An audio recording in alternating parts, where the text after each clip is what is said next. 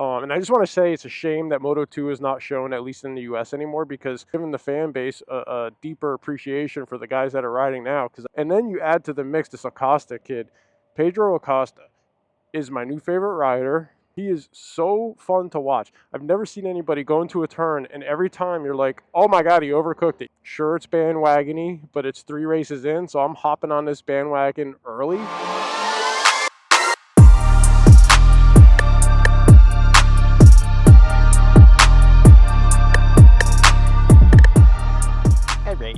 I had to make a pit stop quick. I don't know if my audio is working right because of the cable I'm using, but we'll find out when I go edit this. Highway noise possibly is fucking everything up, so let's try noise canceling. Okay. Can we talk about MotoGP for a second? Good goddamn.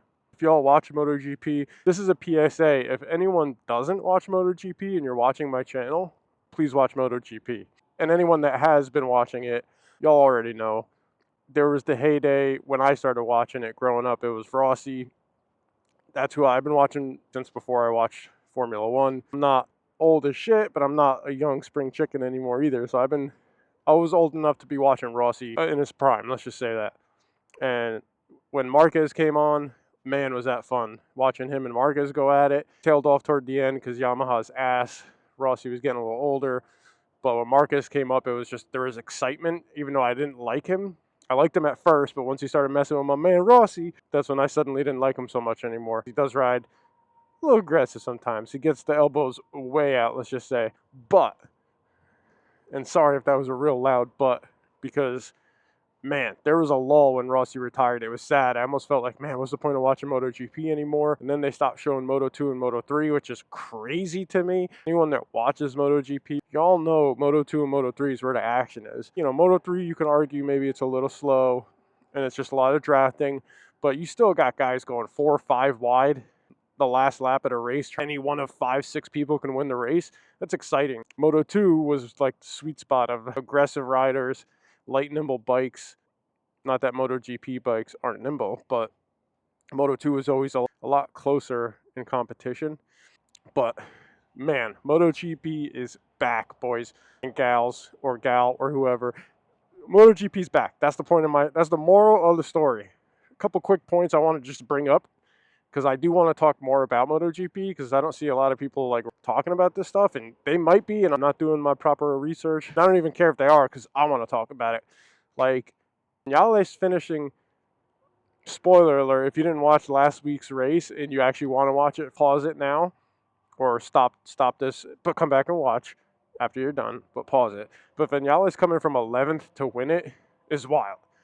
Vinales is having a resurgence, going from getting fired and intentionally attempting to break a motorcycle, a MotoGP bike, and Yamaha canning him, to like the streak he's on right now is wild.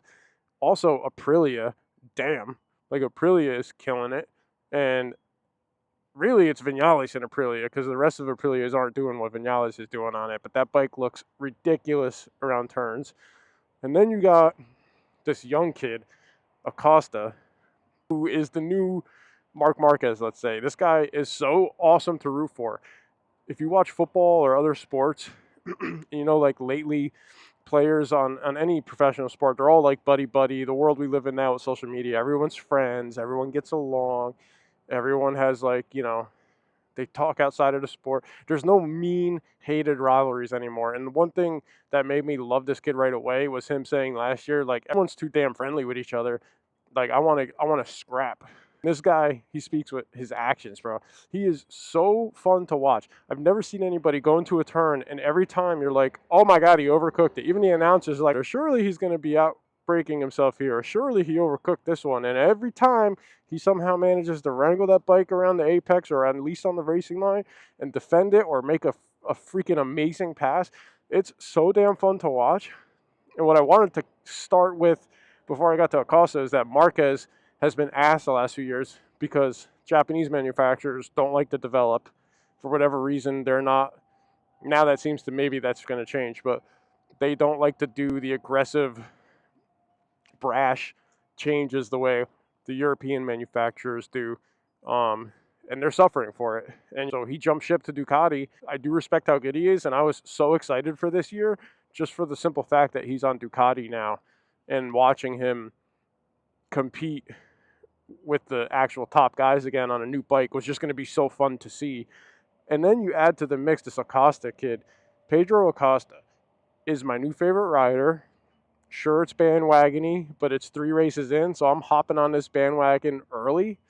And I just want to say it's a shame that Moto 2 is not shown, at least in the US anymore, because I knew about this kid last year. I got to see highlights. I heard people talk about him, but like they don't show you Moto 2.